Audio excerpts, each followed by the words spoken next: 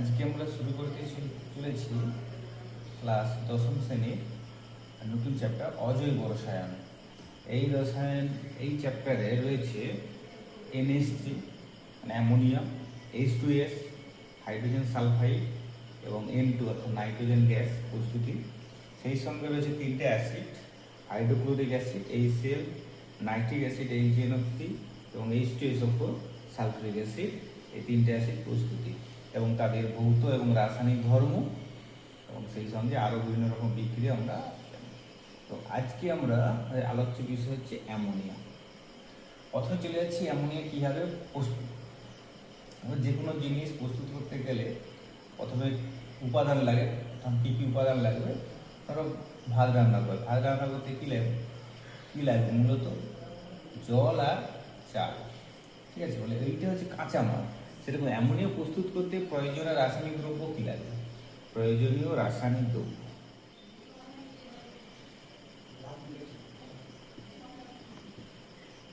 প্রয়োজনীয় রাসায়নিক দ্রব্য কী লাগবে?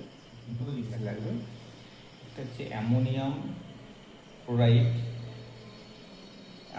ক্লোরাইড এবং 1 নম্বর।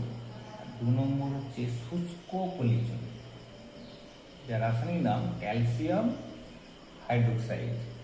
শুষ্ক পলিচুনের পরিবর্তে পোড়ার চুনও আমরা ব্যবহার করতে পারি। পোড়ার চুন মানে ক্যালসিয়াম অক্সাইড CO। এই দুটো বিক্রিয়ার শর্তটা কি? শর্ত মানে তুমি রান্না করবে, ভাত রান্নাই করবে, তারপর হাঁড়িতে করে জল এবং চাল দিয়ে দিয়েছে, ভাতই রান্না হয়ে যাবে? হবে না। সেক্ষেত্রে কি তাপ দিতে হচ্ছে এবং চাল এবং জল কি অনুপাতে মেশাবে সেটা একটা গুরুত্বপূর্ণ ফ্যাক্টর। যদি অনুপাতটা ঠিকঠাক না থাকে সেক্ষেত্রে কিন্তু হবে না, তাই তো? রান্না সঠিক পদ্ধতি হবে না, রান্নাও হবে না। তাই এখানেও এই শর্তটা কোনো গুরুত্বপূর্ণ একটা ফ্যাক্টর। কী শর্ত লাগবে? এই অ্যামোনিয়াম ক্লোরাইড আর পোড়ার চুন বা ক্যালসিয়াম হাইড্রোক্সাইডের নির্দিষ্ট অনুপাত রয়েছে। সে অনুপাতটা কি? এই অ্যামোনিয়াম ক্লোরাইড যে 1 ভাগ নেওয়া হয়, পোড়ার চুন বা পলিচুন নিতে হবে 3 ভাগ, অর্থাৎ 1:3। অ্যামোনিয়াম ক্লোরাইড এবং পোড়ার চুন বা পলিচুনের যে অনুপাত 1:3 অনুপাতে ভালো করে মিশাতে হবে। মিশিয়ে 2 নম্বর শর্ত হচ্ছে কি উত্তপ্ত করতে হবে। উত্তপ্ত করলে এই অ্যামোনিয়া উৎপন্ন করা যাবে। তাই বলছি শর্তটা কি? অ্যামোনিয়াম ক্লোরাইড এবং ক্যালসিয়াম হাইড্রোক্সাইডকে 1:3 অনুপাতে মিশিয়ে উত্তপ্ত করতে হবে। উত্তপ্ত করলে উত্তপ্ত করা হয়, উত্তপ্ত করলে কিন্তু এখান থেকে অ্যামোনিয়া গ্যাস উৎপন্ন হবে। বুঝে গেল? এবার রাসায়নিক শর্ত বোঝা গেল। রাসায়নিক সমীকরণ, এই ক্ষেত্রে যে মিশিয়ে উত্তপ্ত করলাম সেক্ষেত্রে ammonium chloride plus calcium hydroxide বা শুষ্ক পলিচুন যদি নেওয়া হয়, বিক্রিয়াটা কীরকম হবে? প্রথমে তো অ্যামোনিয়া উৎপন্ন হলো NH3, এখান থেকে উৎপন্ন হয়ে গেলে থাকবে ক্যালসিয়াম ক্লোরাইড, আর কি উৎপন্ন হবে এখানে H2O।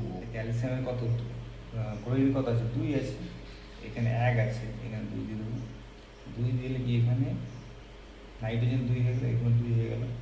হাইড্রোজেনটা হিসাব করো, 4 দুগুণে 8, 9 10, এখানে 3 দুগুণে 6। অক্সিজেন দুটো, ঠিক আছে? কারণ এখানে অ্যামোনিয়া গ্যাস উৎপন্ন হবে। এটা রাসায়নিক বিক্রিয়াটা খুবই ইম্পর্টেন্ট। এই রাসায়নিক সমীকরণ এবং শর্ত একটু ভালো করে পড়তে হবে। কারণ পদ্ধতিটা একটু সংক্ষেপে জেনে নেব। পদ্ধতিটা কি? আমরা এখানে কিছু ইনস্ট্রুমেন্ট দিলাম, যন্ত্র, এর নাম গোলতোল ফ্লাক্স। এই গোলতোল ফ্লাক্সের মধ্যে এই যে অ্যামোনিয়াম ক্লোরাইড আর পলিচুন, যেটা বলেছিলাম 1:3 অনুপাতে এটা মিশ্রণ রয়েছে, মিশিয়ে রেখে দিলাম। এটাকে বন্ধ করে আমরা নির্গম নল এর মধ্যে পাঠিয়ে দিলাম। এবার একে যে তাপ দিলে কী হবে? এখান থেকে কী গ্যাস? Ammonia gas. আর সঙ্গে জলটা উৎপন্ন হচ্ছে, এটা যেহেতু তাপ দিচ্ছি, ওই তাপে জলটাকে জলীয় বাষ্পে পরিণত হবে। তার মানে এখানে কী কী যাচ্ছে? এখান থেকে নল দিয়ে, নির্গম নল দিয়ে অ্যামোনিয়া এবং জলীয় বাষ্প যাচ্ছে। ধরো ভাত আর প্যান দুটো উৎপন্ন হচ্ছে ভাত রান্নার পরে। ভাতটা আমাদের প্রয়োজন, তাই কী করি আমরা সেটাকে আলাদা করে দিই, ভাতকে এবং জলকে, প্যানকে আলাদা করে দিই। ঠিক একই রকমভাবে এখানে আমাদের অ্যামোনিয়াকে জল থেকে আলাদা করতে হবে। তার জন্য এখানে কী পদ্ধতি ব্যবহার করতে হবে না, এমন কিছু পদার্থ ব্যবহার করতে হবে যেটা জলকে শোষণ করতে পারে। জল শোষণ করার জন্য অনেক রকম উপাদান রয়েছে, অনেক রকম কেমিক্যাল পদার্থ রয়েছে। যেমন কয়েকটা বলি, যেমন গাঢ় সালফিউরিক অ্যাসিড, এটা খুবই ভালো একটি নিরোধক। আরও রয়েছে P2O5, 3 নম্বর রয়েছে ক্যালসিয়াম ক্লোরাইড, 4 নম্বর রয়েছে পোড়া চুন। এতগুলো 4টা বললাম, ঠিক আছে। এইগুলোর মধ্যে থেকে আমরা কোনটা ব্যবহার করবো? সবগুলো তো ব্যবহার করা যায় না, কোনটা ব্যবহার করবো? এইটা ব্যবহার করতে হবে। কেন ব্যবহার করবো এটা? কারণ আমরা পরে আবার ভৌত ধর্মে পড়বো, ভৌত রাসায়নিকভাবে পড়বো।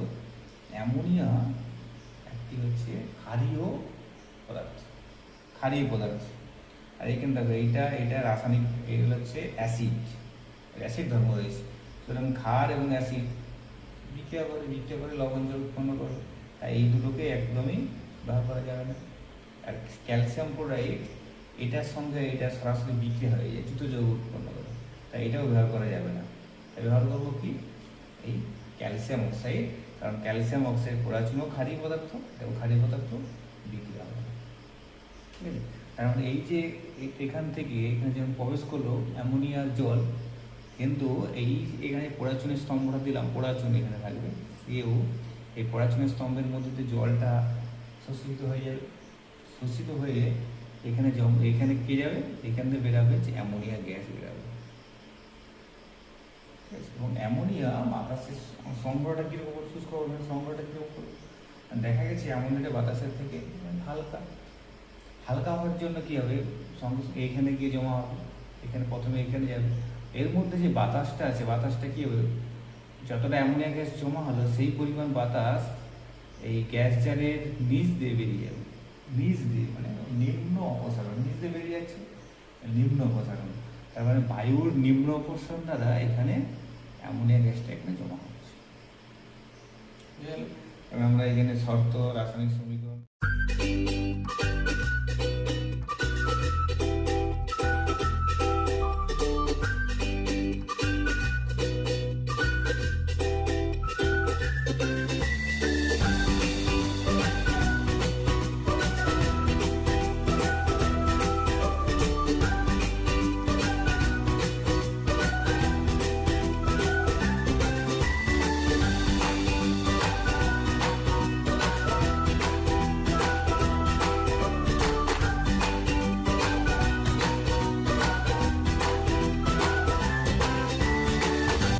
পদ্ধতি, শুষ্ক এবং সংগ্রহটা জেনে গেলাম। অ্যামোনিয়া শুষ্ক করতে আমরা গাঢ় সালফিউরিক অ্যাসিড, P2O5 বা CaCl ব্যবহার না করে ক্যালসিয়াম অক্সাইড ব্যবহার করলাম, দেখলাম তো কেন? কারণটা কি?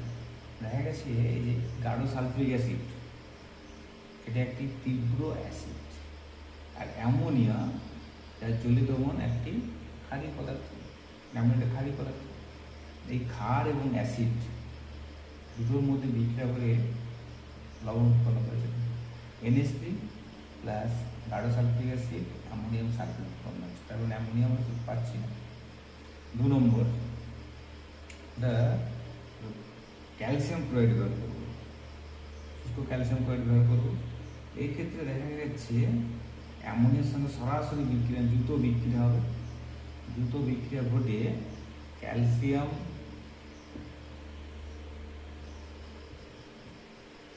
উৎপন্ন করবে।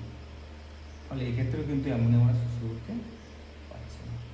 3 নম্বর, P2O5, এটাও একটু ভালো নিরোধক, কিন্তু এক্ষেত্রে ব্যবহার করা যাবে না, কারণ এটাও অ্যামোনিয়ার সঙ্গে বিক্রিয়া করবে, এবং বিক্রিয়া করে উৎপন্ন করবে কি? অ্যামোনিয়াম ফসফেট, NH4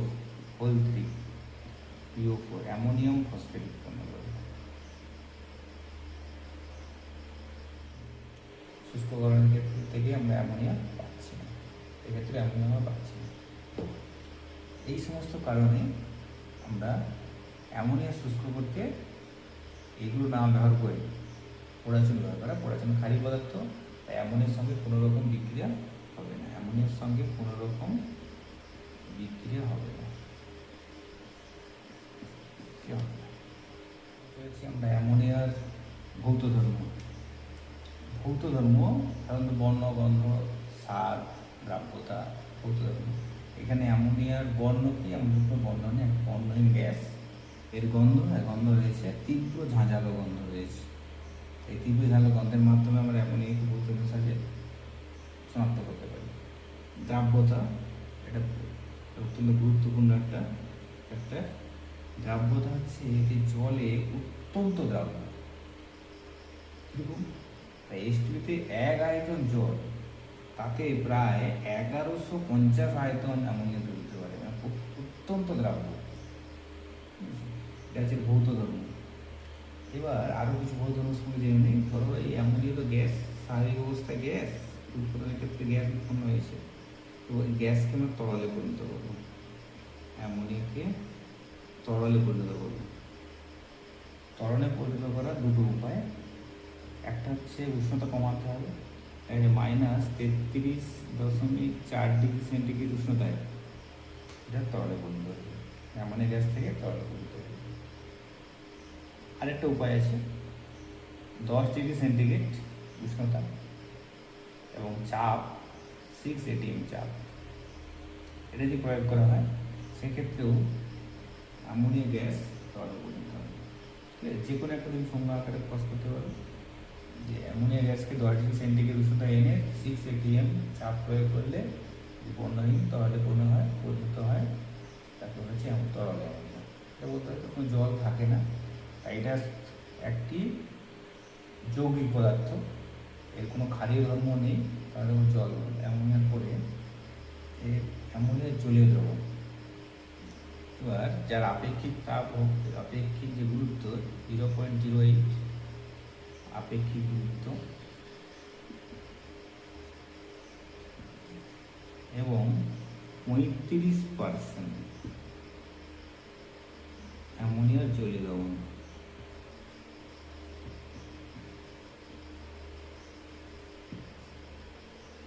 জলীয় দ্রবণকে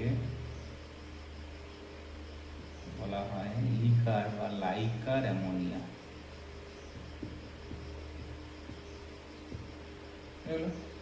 এগুলো 0.88 আপেক্ষিক গুরুত্ব এবং 35% অ্যামোনিয়ার জলীয় দ্রবণ করেছে লাইকার অ্যামোনিয়া।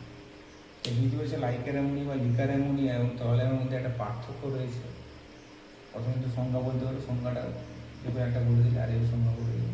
2 নম্বর, এতে কোনো তরলের মধ্যে কোনো জল থাকে না, কিন্তু লাইকার অ্যামোনিয়াতে জলীয় দ্রবণ যেহেতু জল থাকে। আর 3 নম্বর, যেহেতু এতে কোনো জল থাকে না তরল অ্যামোনিয়াতে, তাই এটার কোনো ক্ষারীয় ধর্ম প্রকাশ পায় না। অপরপক্ষে লাইকার অ্যামোনিয়া ক্ষারীয় ধর্ম প্রকাশ পায়, জলীয় দ্রবণ, তাই এটা ক্ষারীয় ধর্ম প্রকাশ পায়। এটা আমাদের গুছিয়ে পরিপূরণ করতে হবে, ভালো করে এটা পার্থক্যটা করে নেবে। এবার আমরা একটা পরীক্ষার সাথে দেখাবো। প্রথমে আমি বললাম ভৌত ধর্ম, যে অ্যামোনিয়া জলে অত্যন্ত দ্রাব্য, অ্যামোনিয়ার জলীয় দ্রবণ, ক্ষারীয় প্রকৃতি, এই দুটো ভৌত ধর্মকে আমরা একটা পরীক্ষার সাথে দেখাবো। এবং এই পরীক্ষাটার স্পেশাল নাম রয়েছে যে আমরা ঝর্ণা পরীক্ষা। দেখা যাচ্ছে এই পরীক্ষার প্রথমে আমরা একটা বিকার নিয়েছি, এই বিকারে লিডমাস দ্রবণ, লাল লিডমাস দ্রবণ দেব। লাল লিডমাস দ্রবণ আছে। এবার একটা গোলতল ফ্লাক্স নিলাম, এই ফ্লাক্সের মধ্যে অ্যামোনিয়া গ্যাস রাখা আছে। এবার এর মধ্যে দুটো নল, একটা হচ্ছে নির্গম নল আছে এবং এর মধ্যে একটা ড্রপার আছে, সেই ড্রপারের মধ্যে সামান্য পরিমাণ জল নেওয়া আছে। এবং এটাকে এইভাবে সিস্টেমের স্ট্যান্ডার্ডের সাহায্যে উঠিয়ে ফিট করে দিলাম।